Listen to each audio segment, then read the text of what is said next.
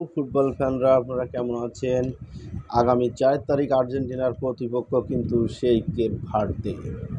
এই Cape Verde কিন্তু group পর্বে যে ম্যাচগুলো খেলছেন সত্যি খুবই রোমাঞ্চকর ফুটবল কিন্তু পুরো বিশ্বকে উপহার দিয়েছে।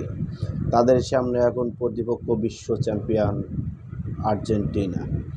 যাই হোক, নকআউট 32 রাউন্ড কিন্তু শুরু হয়ে গেছে। আপনারা আগামী ৪ তারিখে টিভির পর্দায় খেয়াল রাখবেন যারা আর্জেন্টিনাকে ভালোবাসেন। যাই হোক, কেপ ভার্দে কিন্তু একটি ছোট দেশ, ৫,২৯,০০০ জনসংখ্যা মাত্র, কিন্তু সেই দিক দিয়ে কিন্তু বিচার হবে না, তাদের বিচার হবে কিন্তু এবারের বিশ্বকাপে।